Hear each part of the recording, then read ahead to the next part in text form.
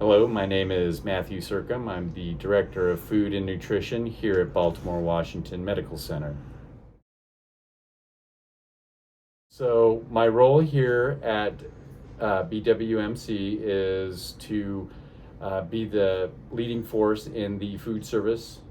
So we oversee the cafeteria, we oversee the Tower Cafe. We also feed all the patients, but things you might not know that we provide is when we have functions and things like that, we do a lot of the catering when we're not social distancing.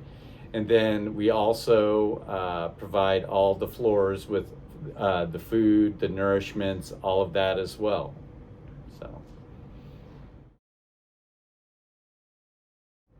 So we feed anywhere from, I've seen a low of about 170 to today we were at 249, and we're going up every day. So we might get up to around 270. But this also includes people that aren't necessarily eating. We still have to bring them nourishments and things like that, like tube feeding and other liquids and things like that. So really, the typical meal can consist of about anything. Like in the morning, we can do pancakes, eggs, things like that. Lunches can be anywhere from, a turkey sandwich all the way to lasagna. And dinner can be anywhere from the lasagna to fried chicken. All of our food is prepared by our chefs in the kitchen, and they're recipes made by Morrison Healthcare by certified chefs. So they're nutritious as well as very tasty. And you wouldn't believe how much food we go through in a week here at the hospital. We go through probably about 6 pallet loads of food per week. So we have about 53 FTEs in the department, but that's about 70, probably about 75 people. And we have utility workers that are the ones that keep the place clean, that wash our dishes for us, keep our utensils clean. They're really the backbone of the kitchen. And then you have the cooks, which are the ones who make the magic happen. So they're the ones that are very creative. They follow the chef's lead and put out beautiful food. And then we have, of course, the patient services, hostesses, and diet aides who work in the office. These are the people that are going to deliver the food to the patients. They call the patients and talk to them about what they want and need. So they have to be very compassionate in their role. And then we have, of course, our retail workers.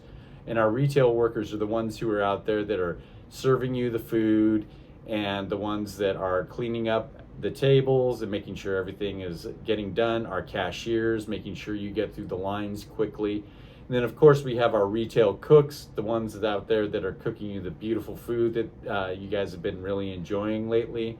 And then, of course, we have our supervisors who kind of help us keep things rolling. And then, of course, our managers that you've probably seen 2 of them. They've been here forever, which is Fran and Mary.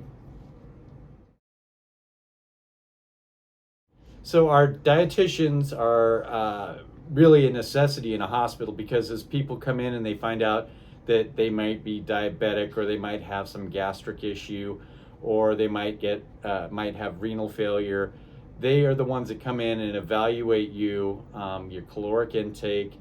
They're the ones who educate you on what what your new diet is going to be. And it's very essential, because when you're in a hospital, you're trying to get well. So you want to eat the right food. So they're the ones that come in, they evaluate you, and then they tell us what kind of diet to put you on. And then we follow through with that. It takes quite a while to become a dietitian, and it's a food science degree that I wish I would have gotten a long time ago. So to become a chef, there's several ways of doing that. You could go to school for it, but you don't graduate from school and poof, you're a chef. You actually have to graduate from school and then go out and do an apprenticeship and work many years, and then you would take what they call a certified executive chef exam, which would then demonstrate that you actually have the knowledge and the ability to do the position. Also, there is another way of doing it is through the traditional way, which is you start out in a restaurant and you work many, many, many years in the restaurant. And then eventually, to still become a certified chef, you have to take that class, but as you progress through time, you learn to master your craft. And as time goes on, you then become what they would say is a master chef, which is one of the most prestigious positions to have in the culinary world, as there are only probably about 50 or 60 of them in the entire world.